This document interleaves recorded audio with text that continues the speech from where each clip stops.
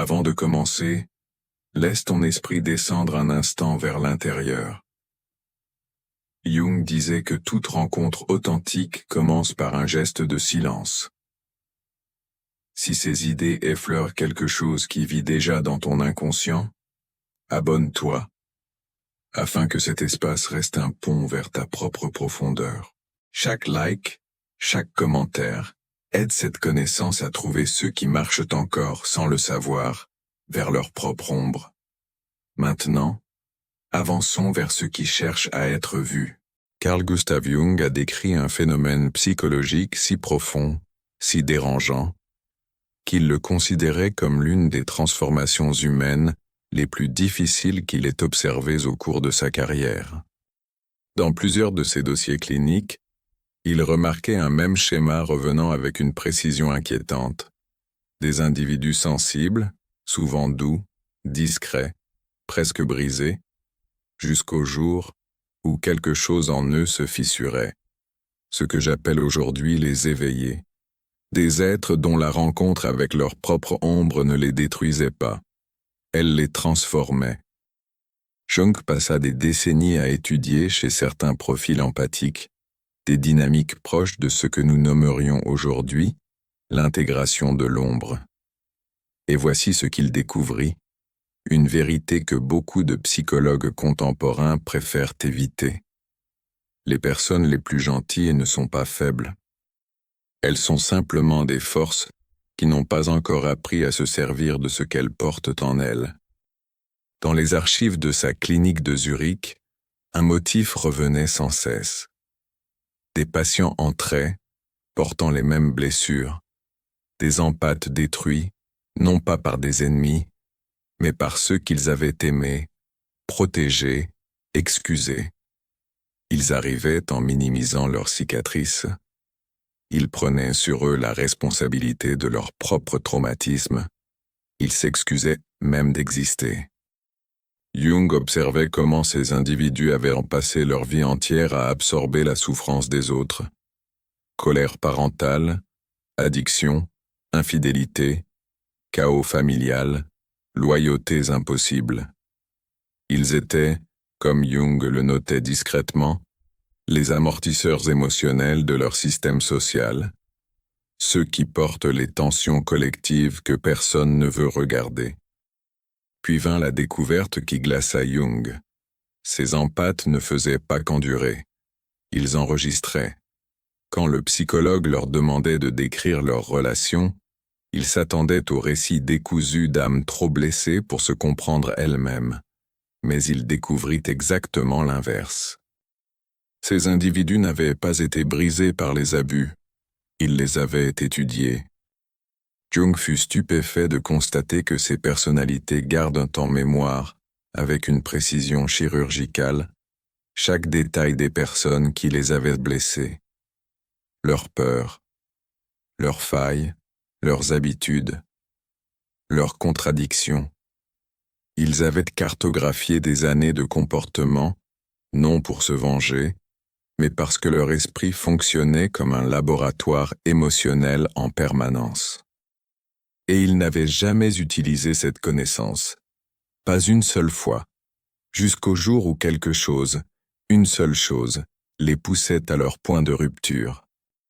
Jung décrivit le cerveau de ces empathes comme un espace secret, non pas un journal intime de victimes, mais une véritable salle de stratégie, silencieuse, patiente, attendant le moment où la vérité cesserait d'être supportable. Si tu t'es déjà senti sous-estimé, incompris ou trop conscient, prends un instant et écris simplement « Je vois tout ». Car Jung réalisa rapidement qu'il ne faisait pas face à des victimes. Il se trouvait devant ce que j'appellerais des génies psychologiques silencieux, des êtres dont les capacités reflétaient parfaitement ce qu'il avait théorisé sur les fonctions psychiques les plus développées. Leur intelligence n'était pas analytique au sens classique, elle était archéologique. Ces personnes savaient exhumer les émotions enfouies, détecter la faille derrière un sourire, comprendre les tensions derrière un silence, sans magie, sans intuition mystique. juste en observant ce que personne ne prend le temps de regarder. Jung mit ses capacités à l'épreuve. Il fit entrer dans son cabinet plusieurs collègues, sans rien dire aux patients. En quelques minutes, ses empathes pouvaient déduire trauma, dynamique relationnelle, insécurité professionnelle, avec une précision dépassant souvent les 90%. Jung nota ce fait avec une inquiétude glaciale. Ces individus n'étaient malais pas voyants, ils étaient attentifs. Obsessivement attentifs. Ce que la société appelait hypersensibilité, eux l'appelaient simplement information. Ils percevaient plus vite, plus profondément. Et leur conclusion était d'une exactitude troublante. C'est ici que la tragédie commençait. Le monde les avait forcés à croire que leur lucidité était un problème. Chaque fois qu'ils disaient « il y a quelque chose qui ne va pas », on leur répondait « tu exagères ». À force d'être contredits, ridiculisés, accusés d'être trop émotifs, ils avaient fini par douter de leur propre perception, non pas parce qu'ils étaient de fragiles, mais parce qu'on leur avait appris à se trahir eux-mêmes. La vérité ne disparaît pas quand on cesse de la dire. Elle s'accumule, et Jung observa que chez ces profils, cette accumulation durait parfois des décennies. Il réalisa qu'ils ne sombraient pas parce qu'ils ressentaient trop. Ils sombraient parce qu'ils avaient été convaincus que ce qu'ils ressentaient n'avait aucune valeur. C'est alors que Jung comprit. Ces personnes ne faisaient pas une dépression. Elles traversaient une percée. L'éveil commençait toujours de la même façon, par une trahison, pas n'importe laquelle, une trahison venant de la seule personne qu'ils pensaient incapable de leur faire du mal. Infidélité, manipulation, trahison affective ou financière, dénigrement profond. À ce moment précis, leur esprit faisait enfin la connexion entre ce qu'ils avaient toujours su et ce qu'ils n'avaient jamais osé admettre. Ce que Jung appela le moment de clarté. Un instant où le besoin de croire au meilleur chez l'autre ne peut plus rivaliser avec la vérité, devenue trop évidente. Et ce qui se produisait alors terrifiait les manipulateurs, les familles toxiques, les partenaires prédateurs, et parfois même Jung lui-même. Ses empathes ne s'effondraient pas, ils ne criaient pas, ils ne suppliaient pas. Ils devenaient calmes, anormalement calmes.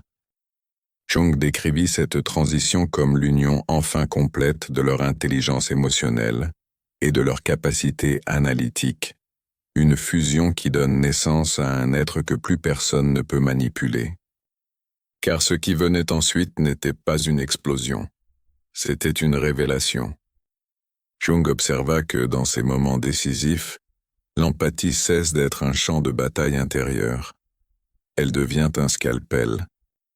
Ces individus autrefois silencieux commençaient à parler, pas avec rage, pas avec violence, mais avec une précision presque chirurgicale.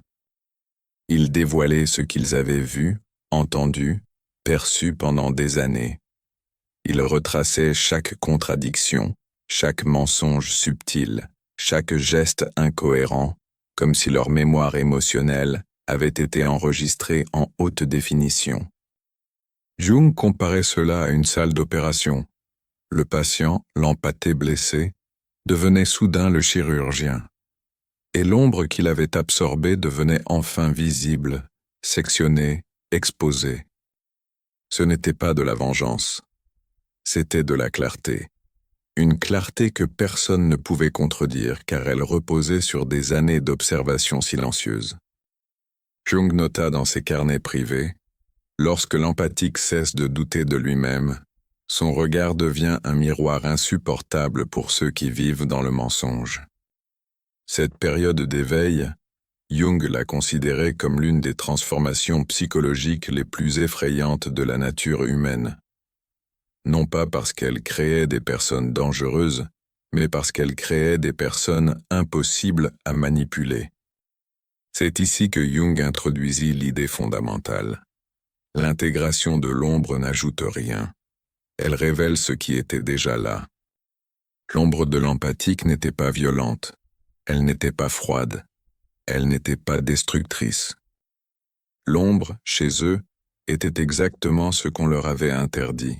Leur lucidité, leur intuition, leur force, leur capacité à dire non sans trembler.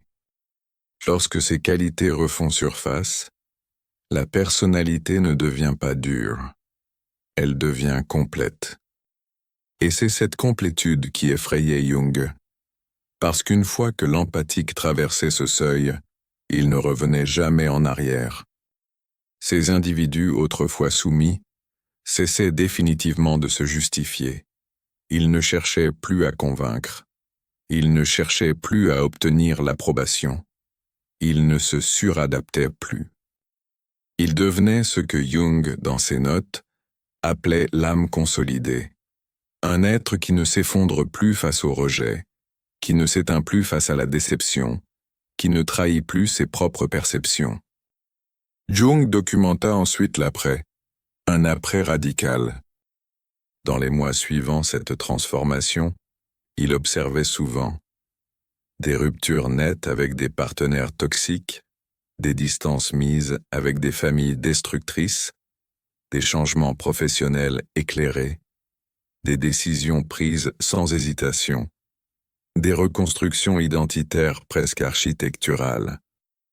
Tout cela avec une tranquillité qui troublait profondément les personnes habituées à les contrôler. L'entourage ne comprenait pas. Pourquoi es-tu soudain si différent? Pourquoi es-tu froid? Pourquoi tu t'éloignes? L'empathique éveillé n'était ni froid, ni distant, ni revanchard. Il était enfin cohérent.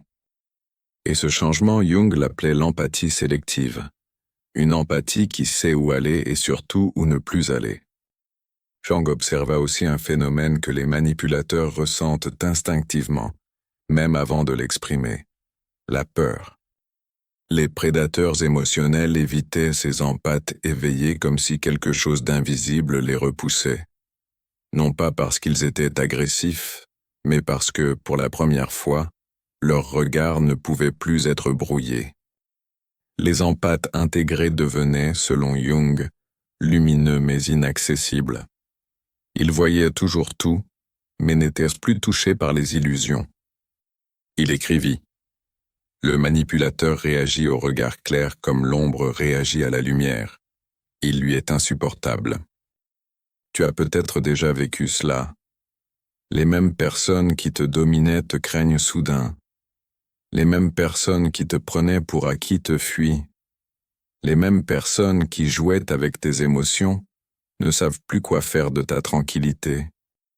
Si tu as déjà senti cela, écris « Je ne suis plus manipulable ». Mais la découverte la plus troublante pour Jung ne concernait pas les autres. Elle concernait les empathes eux-mêmes. Ils ne perdaient pas leur cœur. Ils ne devenaient pas durs. Ils ne devenaient pas cyniques. Ils devenaient stratégiques. Jung observa que leurs décisions devenaient presque infaillibles. Pourquoi? Parce qu'ils faisaient enfin confiance à leur perception intérieure, celle qu'on leur avait appris à nier depuis l'enfance. Leur intuition, autrefois fragile, devenait un instrument parfaitement affûté.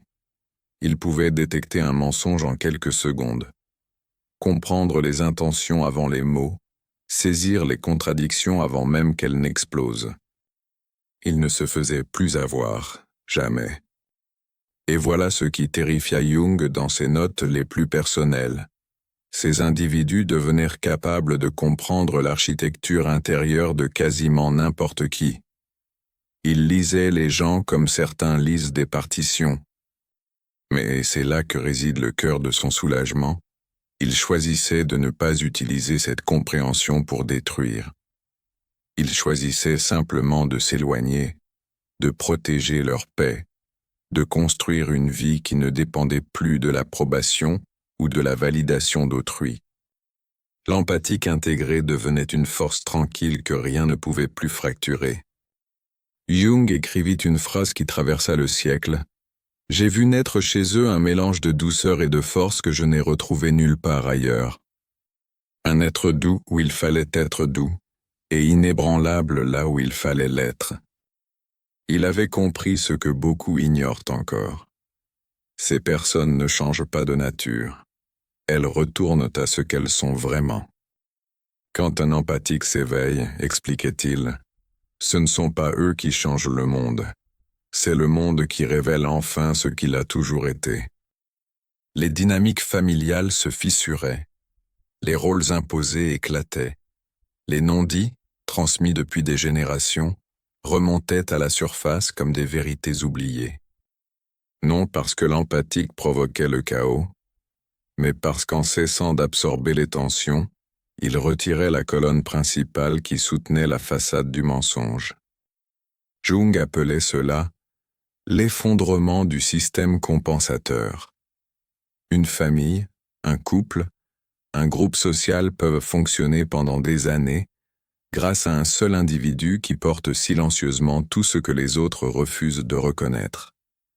Lorsque cet individu arrête, toutes les fissures apparaissent. Il nota dans ses carnets privés, « Ce n'est pas l'empathique éveillé qui détruit le système.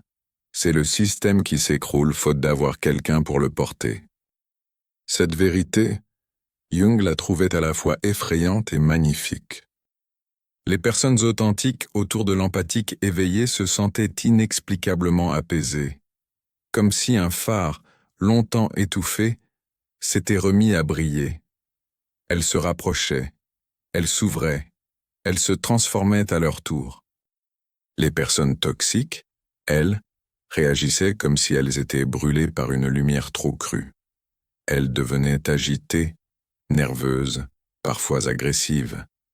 Non par malveillance consciente, mais parce que leur propre ombre leur revenait en plein visage. Jung observait ce phénomène encore et encore.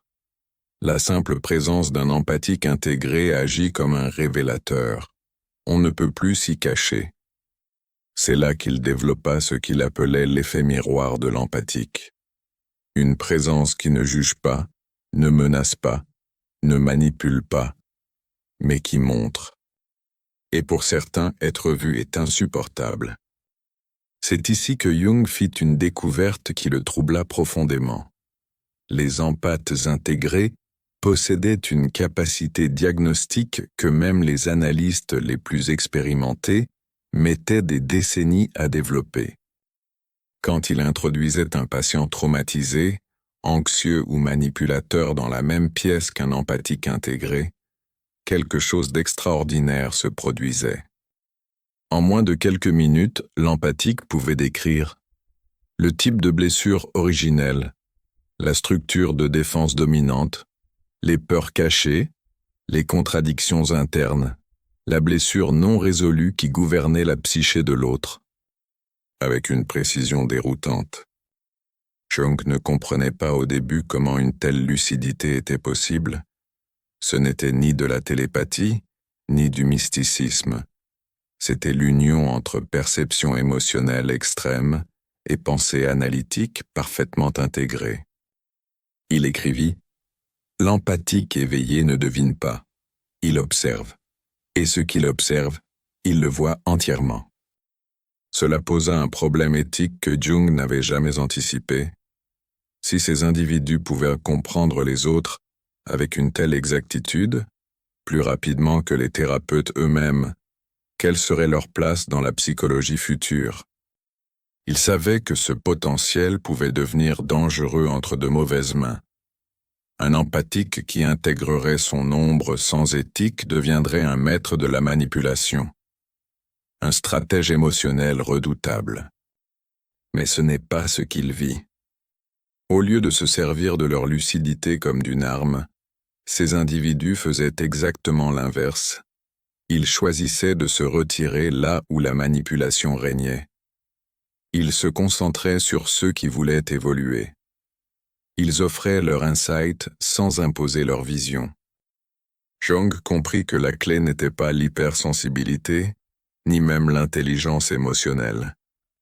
La clé était l'intégration consciente. C'est cette intégration qui faisait de ces empathes non pas des prédateurs, mais des guides. Il développa alors ce qu'il appela le protocole d'observation de l'intégration. Une série de notes privées où il décrivait le chemin que les empathiques suivaient naturellement après leur moment de rupture. La première étape, la reconnaissance. C'est le moment où l'empathique cesse de penser que quelque chose ne va pas chez lui. Il comprend que ce qu'il ressent n'est pas de la fragilité, mais de l'information. Son émotion devient un instrument. Son intuition, un radar. Son silence, une forme de puissance tranquille. La deuxième étape, l'intégration. Ici, l'empathique cesse de cacher sa force dans la lumière et son discernement dans l'ombre. Il assemble le tout, il devient entier. Capable de douceur extrême pour ceux qui l'honorent, et d'une précision glaciale pour ceux qui le trahissent. Jung disait qu'à cette étape, la psyché se cristallise. La troisième étape, l'application, la plus fascinante de toutes. L'empathique commence à utiliser son intelligence émotionnelle avec intention. Il sait où placer son énergie, où ne plus la gaspiller, comment démêler les dynamiques sociales en quelques secondes. Jung les appelait les architectes psychologiques. Ils naviguent les systèmes humains comme d'autres lisent des cartes. La quatrième étape, le retour au service.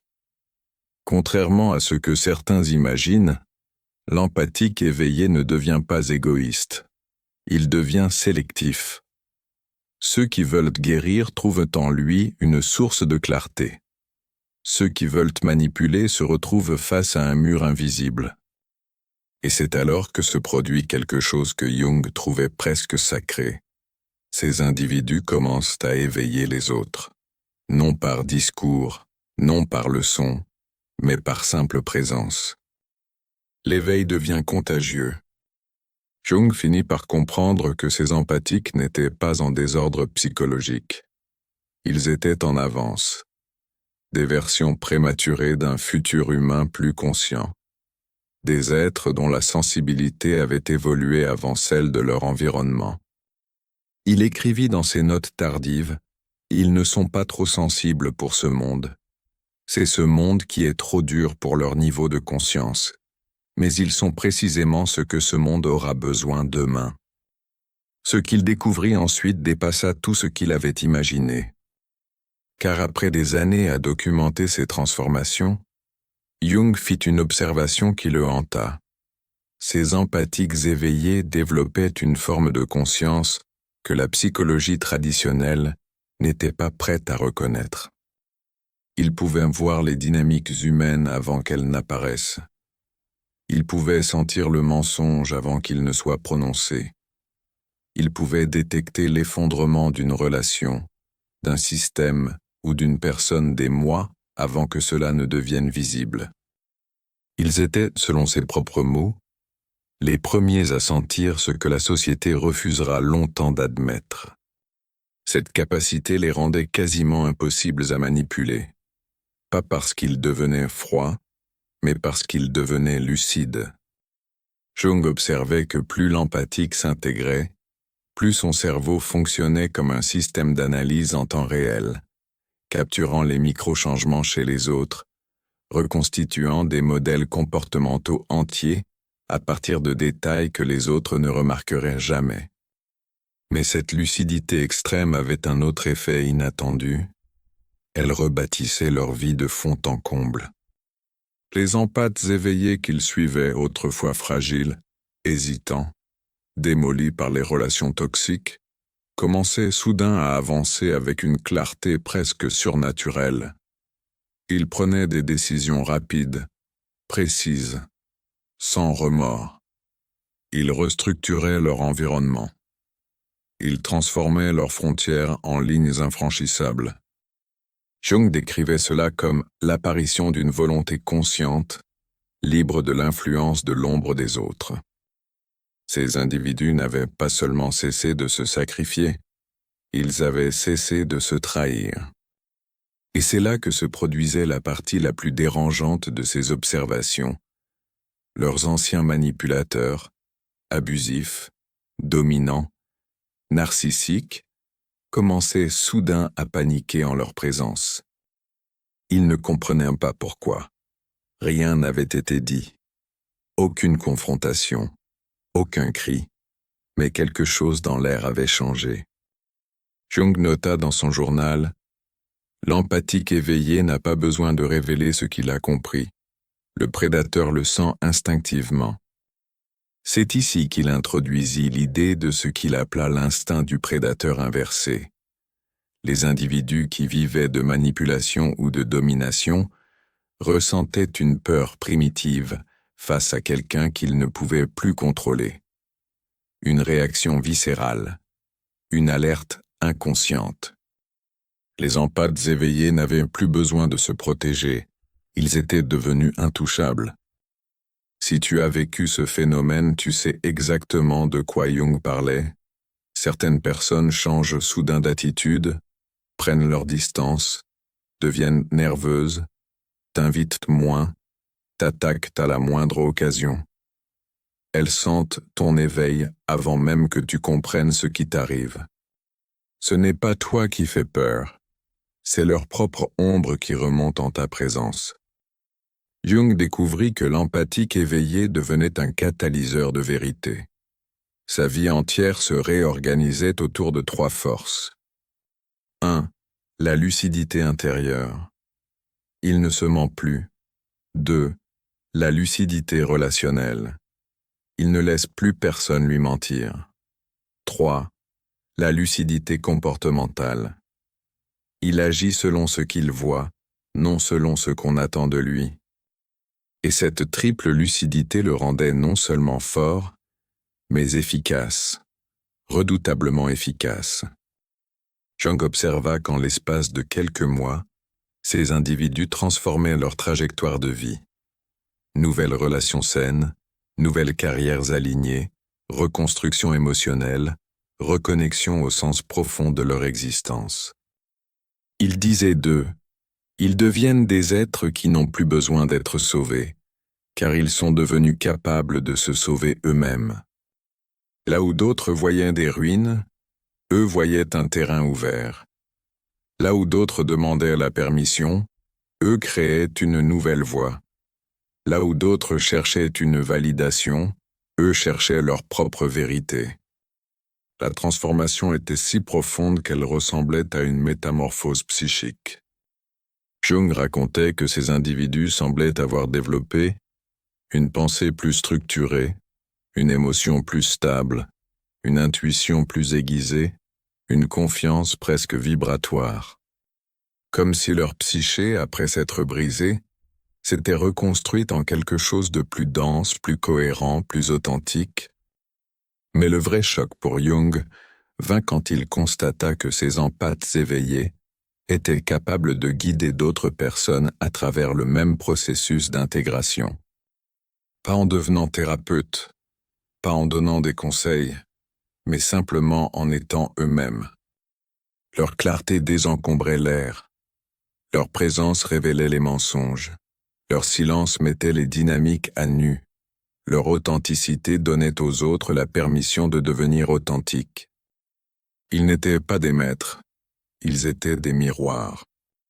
Et dans un monde qui vit de façades, les miroirs sont révolutionnaires. Jung réalisa que ce phénomène n'était pas un accident psychologique, mais un mécanisme évolutif. Il écrivit « L'empathique éveillée est une préfiguration de l'être humain futur, capable de ressentir sans se perdre, de voir sans juger et d'aimer sans se briser. » C'est ici que Jung commença à comprendre que ces transformations n'étaient pas seulement individuelles, mais civilisationnelles. Jung comprit alors que ces transformations ne représentaient pas uniquement une guérison personnelle, mais l'émergence d'une nouvelle configuration de conscience. Il voyait dans ces empathes éveillés les signes avant-coureurs d'une mutation psychologique collective. Il écrivit Ce que j'observe chez certains individus aujourd'hui sera demain le travail évolutif de l'humanité entière. Selon lui, ces êtres hautement sensibles avaient été forcés, par la douleur, à développer des capacités que la plupart n'activeraient jamais. Des capacités de lucidité, de lecture émotionnelle, de navigation dans l'inconscient humain, bien au-delà de la norme. Ils étaient, d'après lui, les premiers éclaireurs d'un changement de paradigme. Et pourtant, Jung notait que la société moderne faisait tout pour les écraser avant qu'ils n'atteignent cette étape de métamorphose. Car un empathique inconscient est malléable, influençable, docile, prêt à se sacrifier. Mais un empathique conscient devient impossible à exploiter. Jung remarquait: il n'existe rien de plus dangereux pour les structures de pouvoir qu'un être humain qui voit clairement. Voir clairement, voilà ce qui change tout. Les empathes qui s'éveillaient dans ces dossiers cliniques développaient une vision du monde débarrassée des illusions collectives. Ils ne croyaient plus aux faux récits. Ils ne s'agenouillaient plus devant les attentes. Ils ne se laissaient plus hypnotiser par les jeux relationnels. Leur regard devenait pur, pur comme une lame, pur comme une vérité impossible à déformer. Cette vision nouvelle révélait 3 choses. 1. Les dynamiques de pouvoir invisibles dans les relations. 2. Les mensonges subtils que les groupes utilisent pour fonctionner. 3. La manière dont chacun trahit son propre instinct pour rester accepté. Et ce que Jung trouvait fascinant, c'est que l'empathique intégré ne jugeait pas ses comportements. Il les comprenait. Il les voyait comme des stratégies de survie. Mais il refusait désormais d'y participer. C'est cette non-participation qui transformait leur vie. Sans confrontation, sans violence, sans punition. Juste l'absence. Jung écrivait: l'empathique intégré ne coupe pas les liens, il cesse simplement de les porter. Et le système s'effondre par lui-même. Il appela ce phénomène le N-retrait structural Ma, un retrait silencieux qui agit comme une secousse tellurique dans les relations dysfonctionnelles. Les conséquences étaient systématiques. Les manipulateurs perdèrent leur emprise. Les narcissiques perdaient leur source d'alimentation. Les familles dysfonctionnelles perdaient leur pilier invisible. Les collègues toxiques perdaient leur cible préférée. Les partenaires abusifs perdaient leur terrain de contrôle.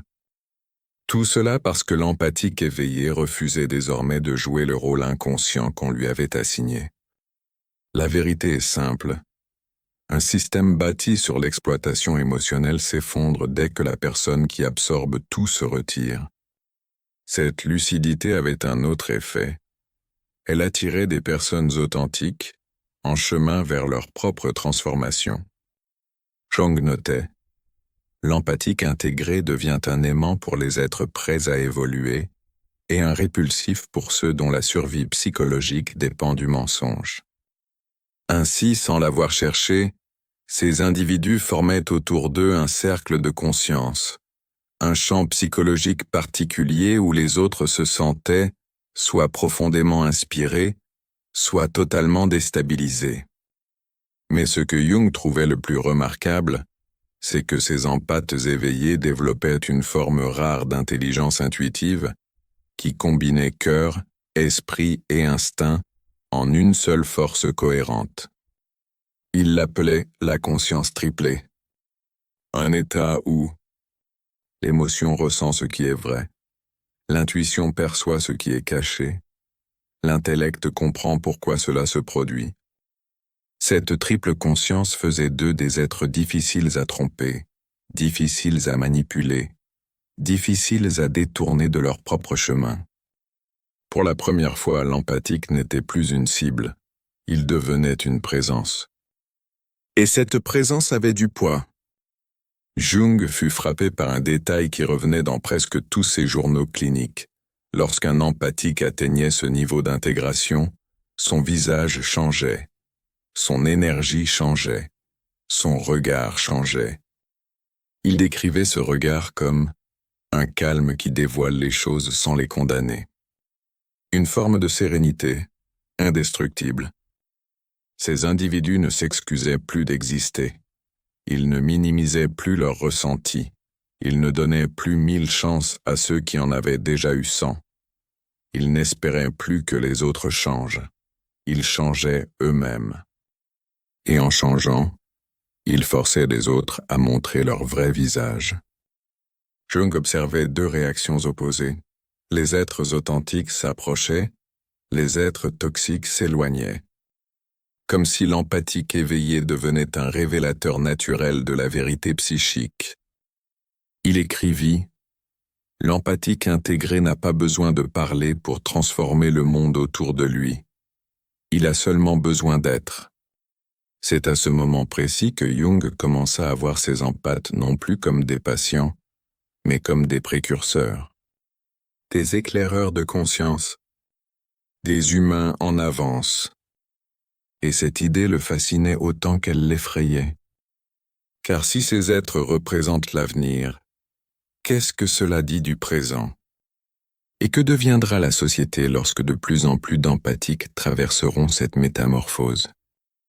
Jung savait que la réponse se trouvait dans la suite de son observation, la partie la plus profonde, la plus dérangeante, la plus révélatrice. Car ce que Jung découvrit ensuite allait bien au-delà de la psychologie traditionnelle. Il comprit que l'empathique éveillé n'était pas seulement quelqu'un qui guérissait, mais quelqu'un qui accédait à une forme de pouvoir intérieur que la plupart des humains ne développeraient jamais. Un pouvoir silencieux, un pouvoir sans domination, un pouvoir né de la lucidité absolue. Jung commença à remarquer un phénomène qu'il avait du mal à expliquer. La capacité de ces individus à anticiper les comportements humains avec une précision qui frôlait le prodigieux. Ils prédisaient les ruptures, les manipulations, les intentions cachées, les retournements de situation, comme si une partie d'eux avait appris à lire les lignes invisibles de la psyché humaine. Ce n'était pas du paranormal, ce n'était pas du mystique, c'était de l'analyse intuitive pure. Jung nota, leur esprit fonctionne comme un sismographe émotionnel. Il détecte les secousses bien avant qu'elles ne soient perceptibles à la surface. Cette sensibilité, autrefois source de souffrance, devenait maintenant un instrument de navigation inestimable. Là où d'autres hésitaient, ils voyaient. Là où d'autres doutaient, ils savaient. Là où d'autres reculaient, ils avançaient. Jung décrivait ce niveau d'intégration comme l'union entre la blessure et la sagesse. La blessure avait affiné leur perception. La sagesse leur avait appris à l'utiliser. Et ce mariage forgeait des êtres humainement rares. Mais ce qui fascinait le plus Jung était la manière dont ces empathes éveillés prenaient désormais leurs décisions. Il observait que leur choix était plus rapide, plus aligné, plus efficace et étrangement infaillible. Comme s'ils avaient cessé de demander l'avis du monde extérieur pour écouter enfin leur voix intérieure. Jung appelait cela la souveraineté psychique. Un état où l'individu ne se laisse plus détourner par les attentes familiales, les pressions sociales, les blessures anciennes ou les manipulations affectives. La souveraineté psychique transforme tout. Les empathes éveillés qu'il suivit quittaient des emplois destructeurs, rompaient des relations asymétriques, coupaient des loyautés toxiques, libéraient des versions d'eux-mêmes qui n'avaient été construites que pour survivre. Jung notait, ce ne sont pas leurs circonstances qui changent en premier, c'est leur seuil de tolérance au mensonge, le mensonge qu'on leur impose et surtout le mensonge qu'ils se racontaient. Cette transformation avait un coût, mais elle donnait naissance à une forme de liberté qu'aucun conditionnement social ne peut reprendre. La liberté de se voir soi-même, la liberté de dire non, la liberté de dire oui, la la liberté de partir, et surtout, la liberté de rester entier. Ce que Jung trouva encore plus impressionnant était l'impact que cette souveraineté avait sur les autres. Il observait que lorsqu'un empathique intègre sa propre vérité, les masques des autres tombent automatiquement. Sans confrontation, sans accusation, sans guerre psychologique. Juste en existant. Jung écrivait « Un être conscient révèle la conscience des autres. Un être inconscient révèle leur ombre. » C'est pourquoi les empathes éveillés attiraient certaines personnes comme un refuge et repoussaient d'autres comme un danger. Les êtres authentiques se sentaient en sécurité, inspirés, apaisés, comme si leur propre âme reconnaissait enfin un espace où respirer. Les êtres manipulateurs, contrôlants, égocentriques, sentaient leur influence se dissoudre en présence de ces individus. Ils réagissaient avec agressivité, ou au contraire, avec une fuite immédiate. Jung appela ce phénomène la résonance énergétique de l'ombre. Non pas une énergie mystique, mais une dynamique psychologique inconsciente. On se rapproche de ceux qui nous élèvent, et on fuit ceux qui nous mettent face à nous-mêmes. Pour Jung, c'était la preuve que l'empathique éveillé n'était plus un simple patient, mais un agent de transformation. Un catalyseur, un révélateur, un miroir vivant. Et son influence ne s'arrêtait pas là. Jung observa que ces individus développaient souvent une vocation spontanée pour guider, accompagner, éclairer les autres. Non pas comme maîtres spirituels, ni comme thérapeutes professionnels, mais comme êtres humains profondément lucides. Ils devenaient ce qu'il appelait des porteurs de clarté, capables de démêler les émotions des autres, percevoir les blessures non dites, protéger leur propre énergie et montrer un nouveau chemin par simple présence. Ce rôle n'était pas choisi, il était révélé. Il surgissait comme une conséquence naturelle de leur propre intégration. Mais Jung avertissait, si cette lucidité n'était pas ancrée dans l'éthique, alors elle pouvait dériver vers la manipulation subtile ou la domination psychologique. C'est pourquoi il développa dans ses journaux privés le modèle d'intégration éthique. Selon lui, un empathique éveillé véritable se reconnaît non pas à sa puissance, mais à sa compassion consciente. Il n'utilise jamais son discernement pour blesser, ni sa lucidité pour humilier, ni sa sensibilité pour contrôler. Il utilise tout cela pour voir et pour choisir. Pour donner, ou pour se retirer selon ce qui protège la vérité psychique des deux parties. Jung résumait ainsi « L'empathique intégré ne manipule pas, car il n'a plus rien à obtenir des autres. Il vit d'une source intérieure. » Et cette source intérieure allait conduire Jung à la découverte la plus surprenante de toutes, celle qui allait redéfinir sa compréhension de la psyché humaine. Ce que Jung découvrit ensuite dépassait tout ce qu'il avait imaginé au sujet du potentiel humain. Il réalisa que lorsque l'empathique traverse pleinement sa métamorphose, il ne devient pas seulement plus sage ou plus fort, il devient psychologiquement invincible. Pas invincible parce qu'il domine les autres, mais parce qu'aucune force extérieure ne peut plus atteindre son centre intérieur. Jung nota dans ses archives privées, une personne qui voit clairement ne peut plus être brisée. On ne peut que s'éloigner d'elle. La raison ? L'empathique éveillé n'est plus régi par la validation, ni par la peur de déplaire, ni par le besoin de sauver les autres. Il n'est plus gouverné par l'ombre des autres, ni par sa propre illusion ancienne de devoir être aimé pour exister. Il devient complet. Et cette complétude crée un type de présence que Jung décrivait comme une force tranquille. Il observa 3 caractéristiques majeures chez les empathes totalement intégrés. 1. La confiance intuitive absolue. Ils ne doutent plus de ce qu'ils perçoivent. Ils ne cherchent plus à se convaincre que ce n'est rien. Ils prennent leurs sensations internes comme des données fiables, non comme des erreurs émotionnelles. 2. L'absence totale de vulnérabilité aux manipulations. Ils voient les jeux psychologiques avant même que les manipulateurs ne les formulent. Ils lisent les motivations inconscientes, comme d'autres lisent un texte imprimé. 3. La capacité à se retirer sans souffrir. Ils ne se retiennent plus par nostalgie, par loyauté mal placée ou par culpabilité. Quand une situation n'est plus alignée, ils partent, sans haine, sans bruit, sans retour. Cette capacité à partir n'était pas une fuite, mais un acte de souveraineté.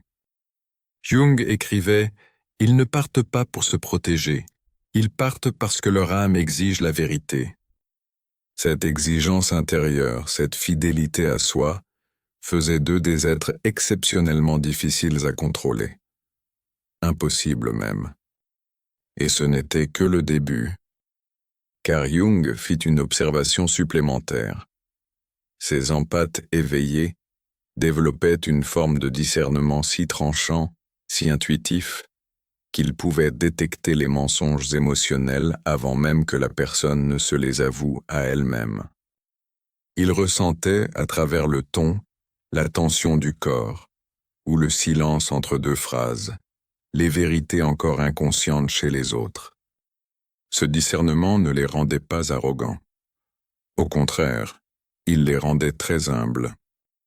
Car voir le réel tel qu'il est enseigne une forme de compassion profonde. Jung notait « Lorsqu'on voit entièrement, on cesse de juger, on comprend ». Ce qui terrifiait les manipulateurs n'était donc pas la force de l'empathique, mais sa lucidité. Car on peut dominer quelqu'un qui a peur. On ne peut rien faire contre quelqu'un qui voit. Mais ce que Jung trouva encore plus troublant était ce qui arrivait après l'éveil complet. Ces empathiques devenaient des maîtres de leur propre énergie. Ils donnaient moins, mais ce qu'ils donnaient était pur. Ils aimaient moins souvent, mais leur amour était authentique. Ils parlaient moins, mais leurs mots portaient un poids immense. Ils n'étaient plus trop sensibles. Ils étaient précisément sensibles, exactement sensibles. Et cela changeait tout. Jung décrivait ce changement comme l'alignement des trois centres intérieurs. Le centre émotionnel, le cœur, le centre intuitif, l'ombre devenue consciente, le centre mental, la compréhension. Quand ces trois centres s'unifiaient, l'empathique devenait ce qu'il appelait un être psychiquement compléto. Un être capable de ressentir profondément sans être submergé, de voir clairement sans être accablé, d'agir avec précision sans être impulsif. Ce nouveau mode d'être faisait d'eux des présences puissantes dans toutes les sphères de leur vie. Leurs décisions professionnelles devenaient incroyablement justes. Ils évitaient les personnes dangereuses sans effort conscient. Ils attiraient des connexions humaines rares, authentiques, solides. Jung rapportait que, pour la première fois, ces individus cessaient de réenacter leurs anciens schémas traumatiques. Ils sortèrent du cycle, définitivement. Plus d'amour sacrificiel, plus de loyauté à sens unique, plus de pardon infini, plus de réparation compulsive. Ils devenaient sélectifs. Et leur sélectivité n'était pas de la froideur. C'était de la maturité émotionnelle. Ils aiment avec discernement, écrivait Jung, ce qui est l'amour le plus rare. Mais le point culminant de ces observations arrivait encore. Car Jung découvrit que lorsque l'empathique atteignait ce niveau de maturité intérieure, il devenait une sorte de catalyseur d'évolution dans toute communauté où il entrait. Il n'avait rien à faire, il n'avait qu'à être là. La présence seule faisait apparaître les conflits latents, les vérités dissimulées, les blessures mises sous le tapis.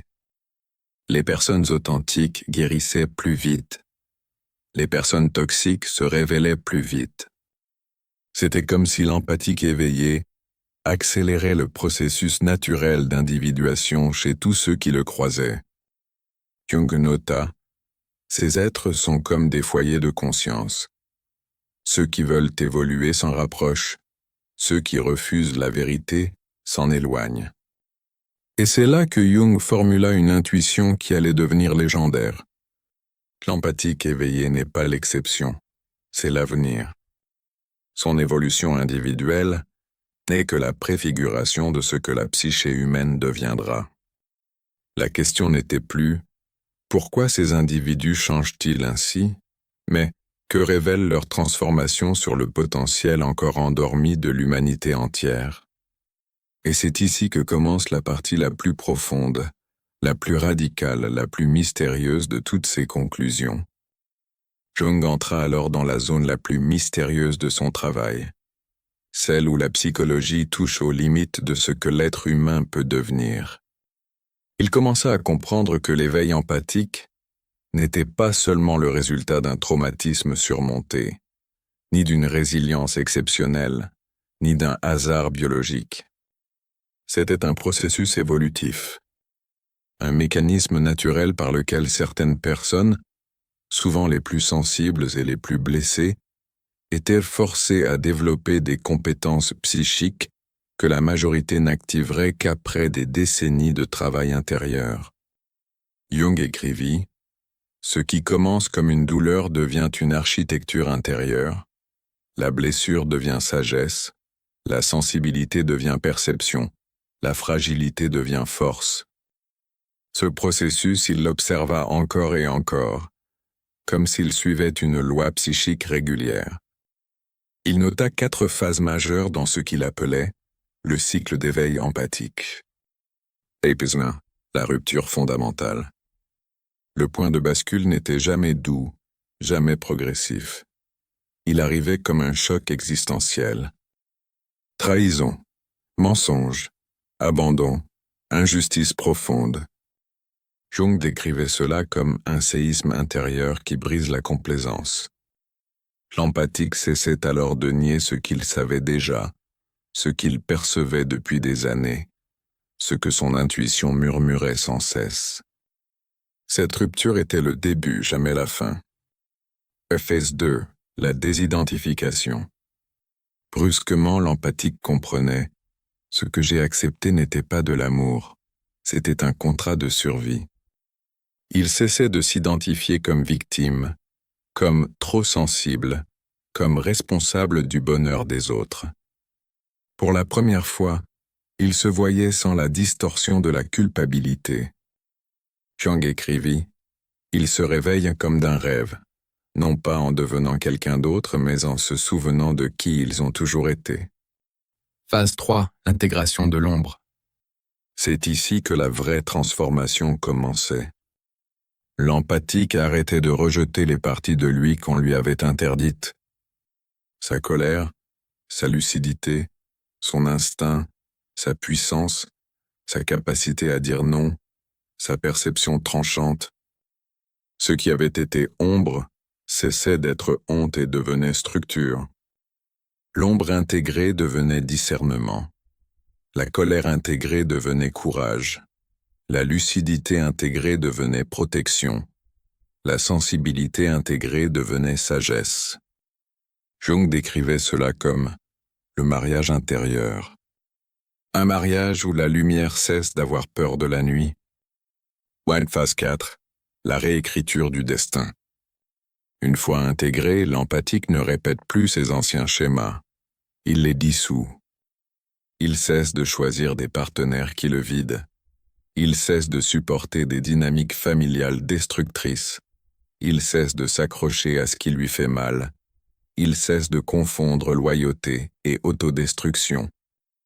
Il devient sélectif, radicalement sélectif, mais avec douceur. Jung écrivait « Il ne coupe pas par haine, il se retire par maturité. » Ce retrait transformait littéralement leur avenir. Ils attirèrent des êtres alignés, des relations profondes, des opportunités cohérentes, comme si leur psyché résonnait enfin à la bonne fréquence. Tout le phénomène qui bouleversa Jung, L'immunité psychologique.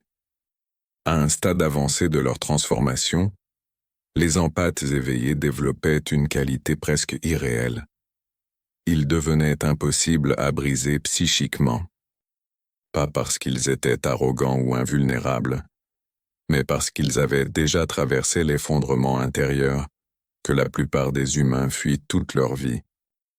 Après avoir survécu à cette descente, plus rien d'extérieur ne pouvait les effondrer. Jung notait « Ils ne craignent plus la douleur émotionnelle car ils savent qu'elle ne peut plus les détruire ». Cette immunité psychologique prenait plusieurs formes. Impossibilité d'être gaslighté, impossibilité d'être manipulé, impossibilité d'être utilisé, impossibilité d'être contrôlé, impossibilité d'être culpabilisé. Les empathes éveillés ne tombaient plus dans les pièges émotionnels. Ils les voyaient venir. Ils les évitaient. Ils les dépassaient. Et cela créait un effet spectaculaire. Les manipulateurs perdaient leur pouvoir avant même de réaliser ce qui se passait. Jung décrivait ce phénomène comme la fin de l'enchantement. L'empathique sortait du sort inconscient qu'il avait maintenu loyal envers ceux qui le blessaient. Il n'était plus charmé, il n'était plus hypnotisé, il n'était plus endormi. Il était éveillé. Cursons la partie la plus étrange, le miroir inversé. Après l'éveil, ce n'est plus l'empathique qui souffre dans les relations toxiques. Ce sont les personnes toxiques qui souffrent en présence de l'empathique. Car il devient un miroir où elles voient ce qu'elles ont toujours évité. Culpabilité, mensonge, contradiction, immaturité, addiction au contrôle. Jung disait, l'empathique éveillé ne punit pas, c'est la vérité qui punit en sa présence. Et cette vérité, une fois visible, ne peut plus être oubliée. D'où la révélation finale de Jung. L'empathique éveillé est un prophète intérieur pas pour les autres, mais pour lui-même. Il ne cherche plus un sauveur, il devient sa propre lumière. Il ne cherche plus la permission d'exister, il existe pleinement. Il ne cherche plus où il appartient, il crée l'espace auquel il appartient.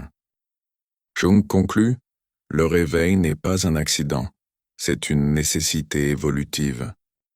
Ces êtres sont, selon lui, les pionniers silencieux d'une psyché humaine qui se libère progressivement des illusions collectives. Et leur existence pose une question troublante, que Jung considérait comme l'une des plus importantes de toute sa carrière. Si l'empathique éveillé est l'avenir, que deviendra le monde lorsque des millions d'entre eux se réveilleront? La réponse se trouve dans la dernière partie de ses observations les plus secrètes, celle qu'il n'a jamais publiée, mais qu'il a laissée en fragments pour ceux qui un jour seraient prêts à les comprendre. Jung comprit que pour saisir la portée de ce phénomène, il devait étudier les empathes éveillés sur le long terme. Pas seulement leurs crises, pas seulement leurs éveils, mais ce qu'ils devenaient ensuite, des années après leur transformation. Ce qu'il découvrit bouleversa tout ce qu'il pensait savoir sur le développement humain. Car ces individus, une fois intégrés, ne redevenaient jamais ceux qu'ils avaient été. Il n'y avait pas de retour en arrière, pas de rechute dans l'ancienne naïveté, pas de nostalgie vers l'ancien soi. Ils avançaient, toujours, comme si quelque chose en eux avait définitivement changé de direction. Jung décrivait cela comme une flamme intérieure qui, une fois allumée, ne peut plus être étouffée. Les empathes éveillés devinrent puissants, mais de façon calme. Quand Jung retrouva certains de ses anciens patients plusieurs années après leur transformation, il fut frappé par un détail simple. Leur vie entière s'était réalignée. Ils attiraient des partenaires authentiques, construisaient des relations stables, travaillaient dans des domaines qui respectaient leur sensibilité, créaient des limites impeccables, savaient détecter les dangers émotionnels immédiatement, évitaient les personnes toxiques sans effort, développaient une intuition presque chirurgicale. Jung notait, ils deviennent les architectes de leur propre existence. Ils n'attendent plus que la vie leur arrive. Ils la créent. Ils avaient cessé d'être façonnés par les attentes des autres.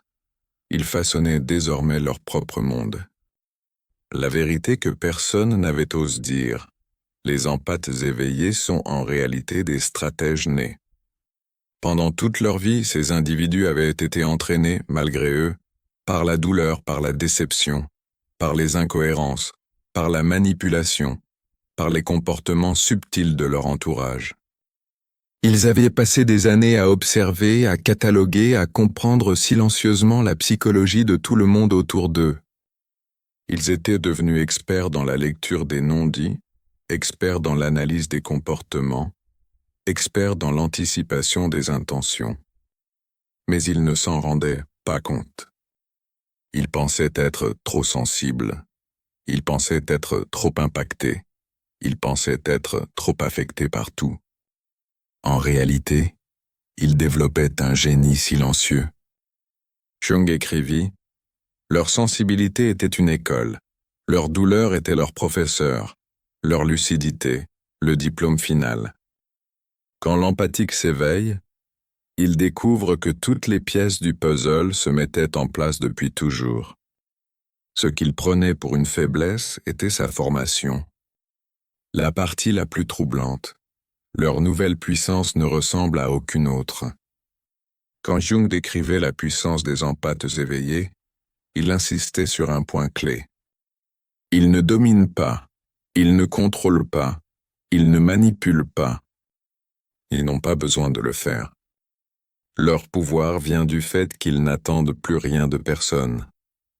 Et cela les rend imprenables. Une personne qui n'a pas besoin d'être approuvée ne peut pas être contrôlée.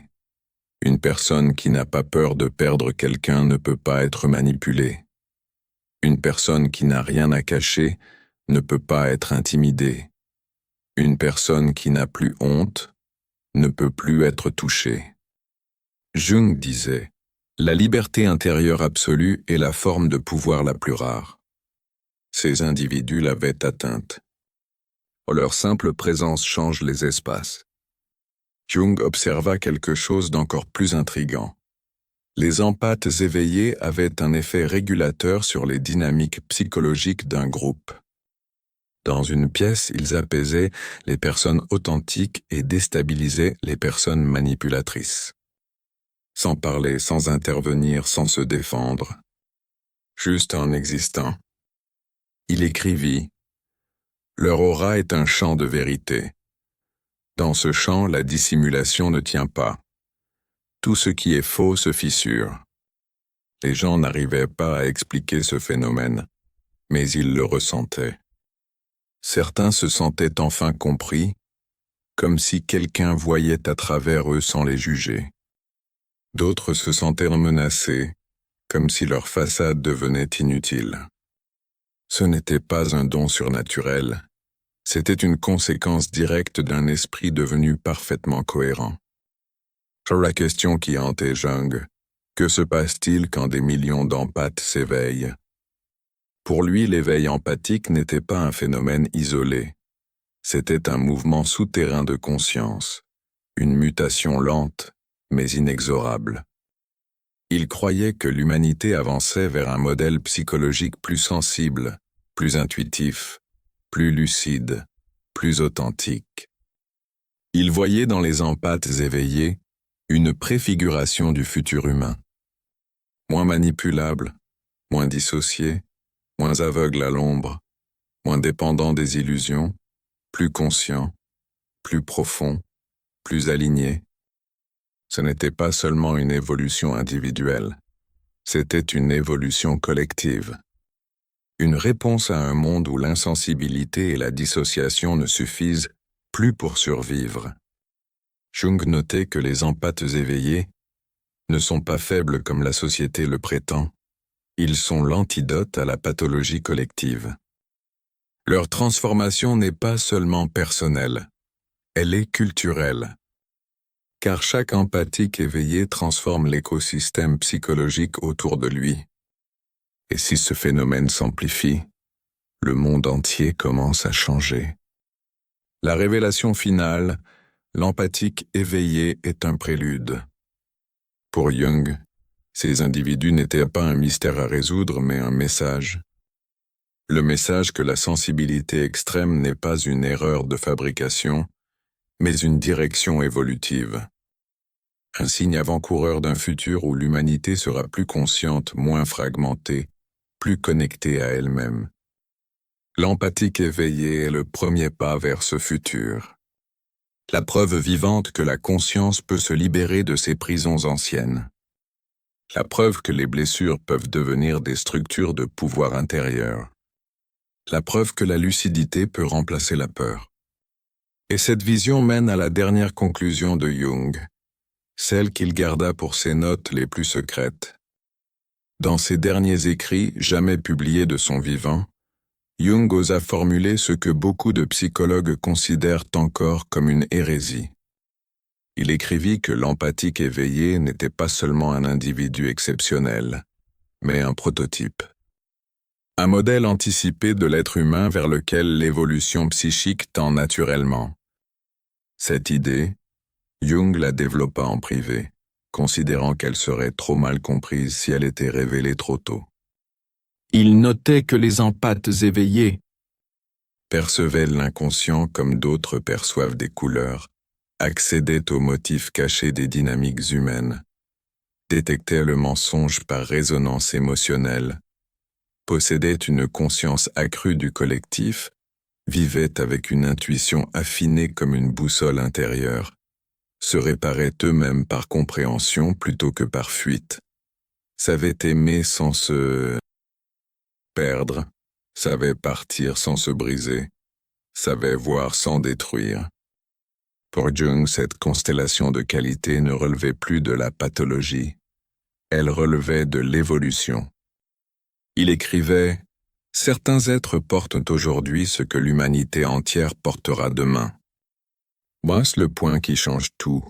Les empathes éveillés sont des pionniers de conscience.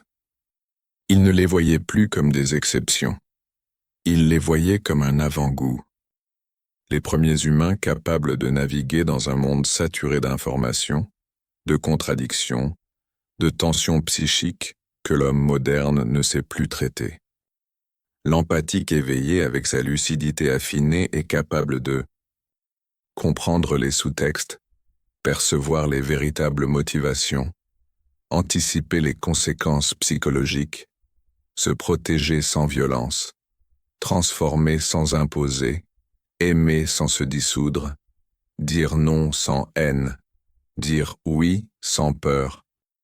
C'est cette capacité à se tenir pleinement debout dans son propre axe intérieur que Jung considérait comme un signe d'évolution. Un être humain qui pense, ressent, perçoit sans se renier. Le moment où Jung comprit la vérité.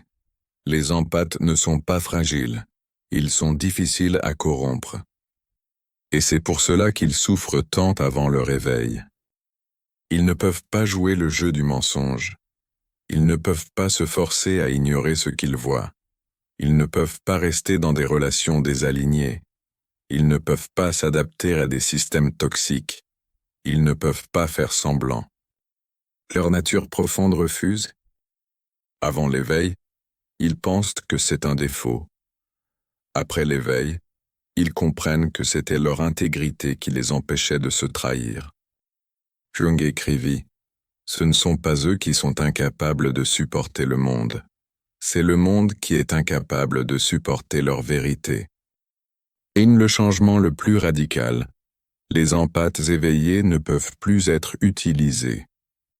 Une fois qu'un empathique voit clairement, il devient impossible de l'exploiter. Impossible de le manipuler. Impossible de le tromper. Impossible de le contrôler. Jung décrivait cette transformation comme la fin de toutes les anciennes chaînes psychiques. Ils ne donnent plus leur énergie par culpabilité.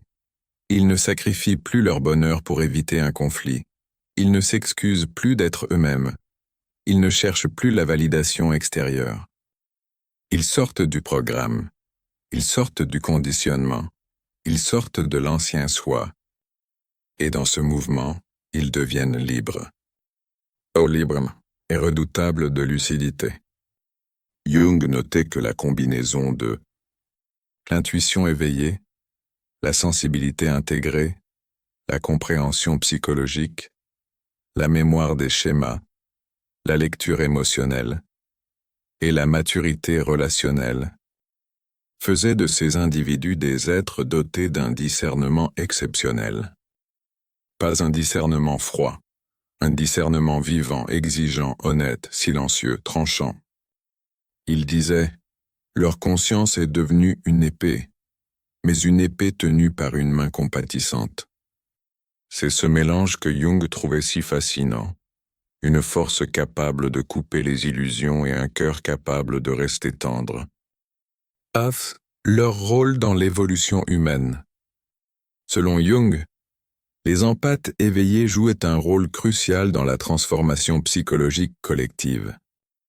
Ce sont eux qui décodent les dynamiques cachées, révèlent les vérités inconscientes, mettent fin au cycle transgénérationnel, réparent leur propre lignée familiale, inspirent l'authenticité, incarnent la conscience intégrée, montrent comment on peut vivre sans masque.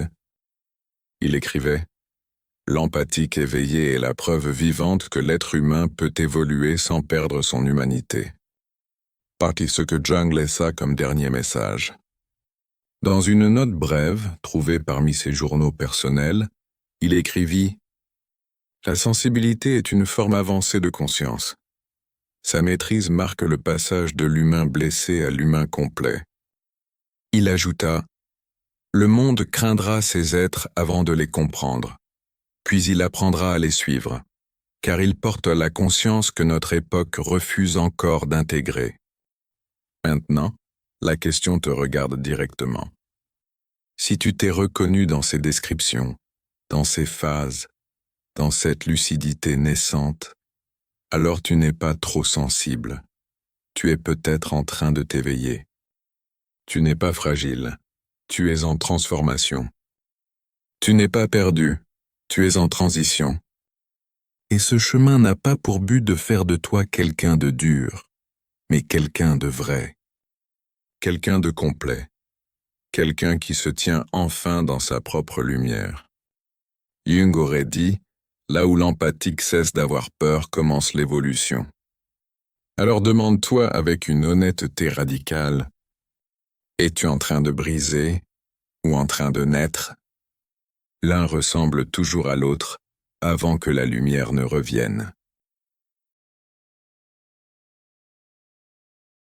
Si quelque chose dans ce message a résonné en toi, prends un moment pour respirer et laisser la conscience poursuivre naturellement son mouvement vers l'intérieur. Jung disait que ce qui devient conscient cesse de nous gouverner en silence. C'est pourquoi tu peux partager cette réflexion avec ceux qui cherchent encore sans savoir ce qu'ils cherchent.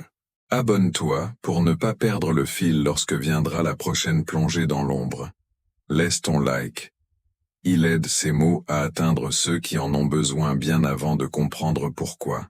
Et si quelque chose s'est éveillé en toi, écris-le plus bas. Chaque commentaire devient une étincelle. Un esprit qui se souvient en aidant un autre à se souvenir. Nous continuerons d'avancer ensemble, au-delà de l'ombre.